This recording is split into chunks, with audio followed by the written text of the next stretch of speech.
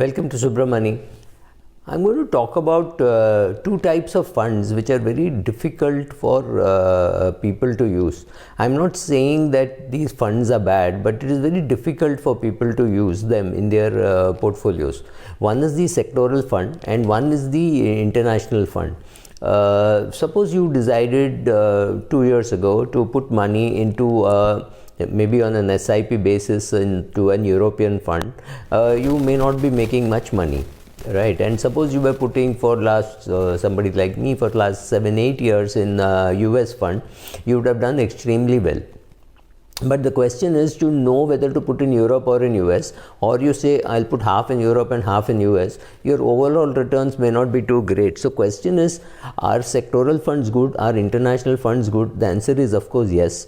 But the question is, will you have the ability to pick the right sector or the right international fund is very difficult, because you don't know how to pick which one to invest in. So theoretically, these funds are good, but practically using them in your portfolio is extremely difficult. For example, if you see, and what makes it so difficult, and the answer is very simple. Suppose in the broader index, the weightage to real estate is say 5%, right? Now if you take all the sectoral funds, the real estate sector may be 18%. So what happens is, when you compare all the sectoral funds together, they lag the simple index fund.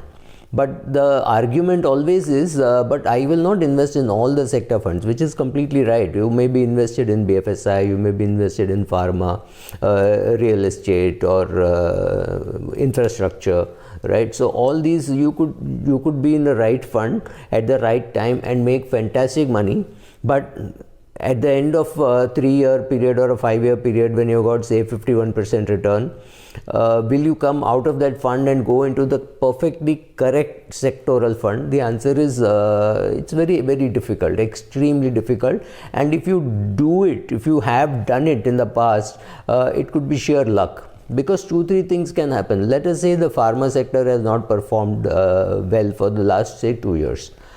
Then that's a good time to be actually entering the pharma fund, because you know that one pharma will again have its own cycle, right? So you enter the pharma fund, and again for 6 months you find that it is infrastructure fund which is doing very well and pharma fund is not doing anything. So you say you're tempted to now remove from pharma fund and get into infrastructure fund.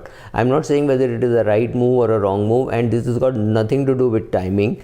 It is just that you got irritated with your pharma fund which is not performing and you wanted to move it into infrastructure, and that could exactly be the time when infrastructure will start coming down and pharma will go up. This is like while driving, the lane in which you are is always the slowest lane, or at least that's what you feel. You move from lane 1 to lane 2 and you find that lane 1 is now moving faster, right? So exactly like that. So you could make those moves, and it could be completely wrong timing. So for example, say 6 months ago or 3 months ago, you went from the US market and put money in the China market.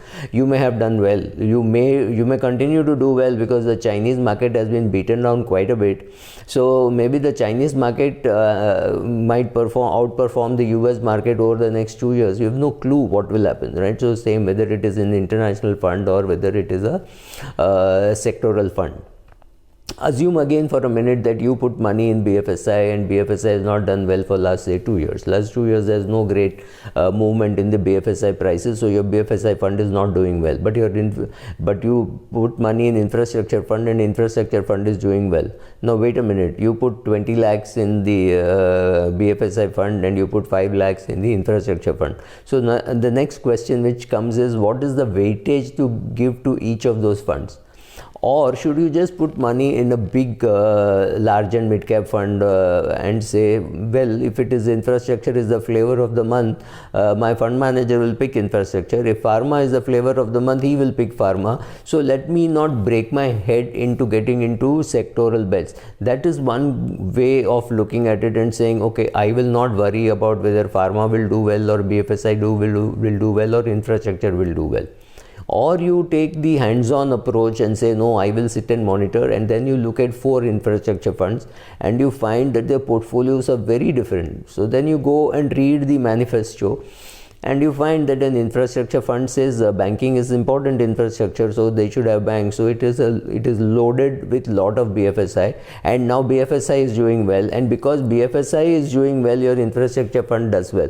Now should you be in an infrastructure fund which has got an overload of BFSI, or should you go into a BFSI fund and say I will not be in the infrastructure fund?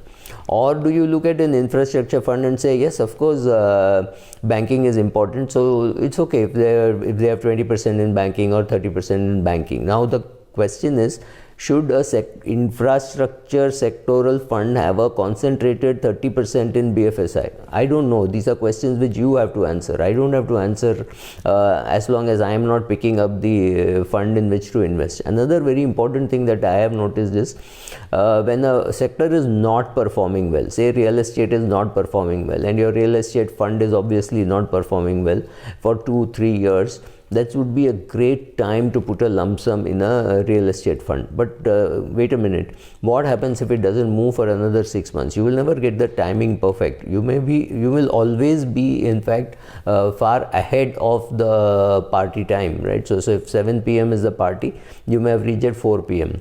Now the problem is not reaching at 4 p.m. The skill is sitting tight from 4 p.m. to 7 p.m. because you want to leave at 9 p.m. and the real big drinkers would be drinking at 10 p.m. but you would have left at 9 p.m. because you said, okay, 2 hours in the party is good enough for me. Now the question is, when do you decide to exit a fund which is doing well? If you got 51% CAGR, should you exit, or should you wait for the CAGR to go down to 26%? Should you do an SIP in that fund going forward?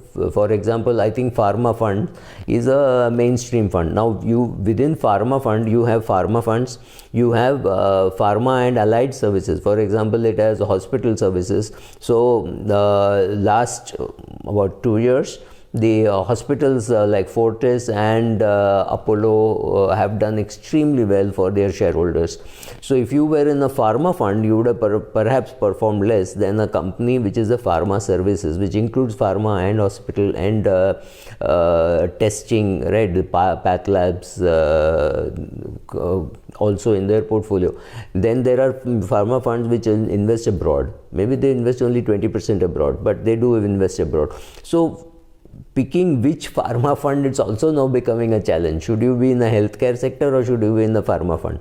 Right now, BFSI, I would today honestly believe that people should have BFSI in their portfolio as a BFSI fund, because to pick up all BFSI seems to be very difficult. Earlier it was only banking. Now you have banks, you have asset management companies, you have life insurance companies, you have general insurance companies. You will soon have, Bombay Stock Exchange is already listed. You will soon have National Stock Exchange listed, and you will have the father of them all, LIC. Now, if within all this, how will you create your own BFSI portfolio? So, should you invest in a BFSI portfolio?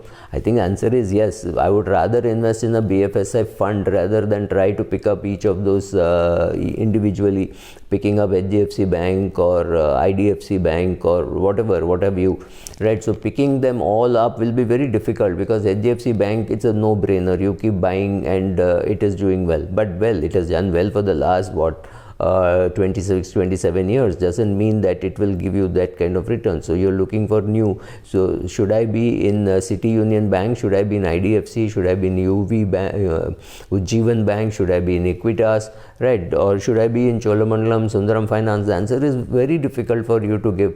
And will the asset management company make more money than a life insurance company? Will a life insurance company make more money than the general insurance company? The question is, none of these questions are easy to answer. So within all this, what has happened is, now one AMC has launched a fund which says, I will decide in which country to invest. And I think 3-4 AMCs have this fund. So I think that is a good fund. And they have launched one sectoral thematic fund which will decide in which sector to invest. So they may get out of pharma, they may get into infrastructure, get out of infrastructure, get into BFSI. They would do all that. I find the whole thing extremely tax efficient. I know I can do a 10-year SIP into these funds and let the fund manager take the call. However, it's your call to decide whether that fund manager will take a right call, right? So these are the difficulties of being in sectoral funds. Thank you.